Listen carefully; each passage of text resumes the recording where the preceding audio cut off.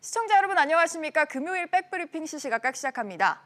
정부가 최대 100만 원의 긴급재난지원금 지급을 앞두고 지원 기준을 방금 발표를 했습니다. 당초 전망이 나왔던 대로 건강보험료를 기준으로 하기로 했는데요. 4인 가구 기준으로 납부액이 23만 7천 원 아래로 가면 받을 수 있습니다. 자세한 내용 취재기자 연결을 해보죠. 정광윤 기자. 네, 정광윤입니다. 지원금 지급 기준을 어떤 걸로 할지를 두고 말이 굉장히 많았는데 구체적으로 기준이 나왔습니다. 보도와 자세하게 설명을 해주시죠.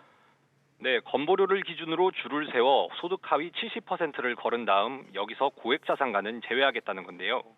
직장인의 경우 납부액이 1인 가구 기준 8만 8천 원, 3인 가구 19만 5천 원, 4인 가구 23만 7천 원 이하면 지원 대상에 포함됩니다.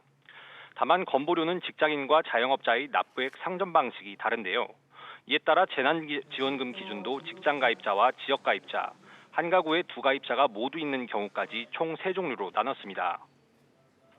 네, 가구 기준에도 상당한 관심이 쏠렸는데 특히 가족들이 따로 사는데 생계를 공유하는 경우 어떻게 할지를 두고도 말이 많았습니다. 이 부분은 어떻게 정리가 됐습니까?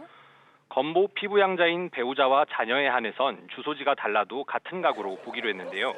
예를 들어 남편은 지방에 있고 아내와 아이는 서울에 살 경우 3인 가구로 분류돼 지원금을 한 번만 받을 수 있습니다. 반면 부모가 자식의 건보 피부양자로 등록돼 있는 경우는 사는 곳이 다르면 별개의 가구로 보고 각각 지원금을 주기로 했는데요. 지난달 29일을 기준으로 주민등록표상 가구원을 적용하기로 했습니다. 그런데 지급 대상에서 배제되는 고액자산가를 어떤 기준으로 설정할지도 관심이 쏠립니다. 이 부분은 어떻게 됐습니까? 정부는 상대적으로 파악이 용이한 부동산을 중심으로 분류할 방침이었는데요. 특히 종부세 대상자를 배제할 거라는 얘기도 나왔었는데 오늘 발표에서는 언급되지 않았습니다. 정부는 구체적인 지급 제외 기준은 공적 자료 등의 추가 검토를 통해 추후 마련할 계획입니다. SBS CNBC 정광윤입니다.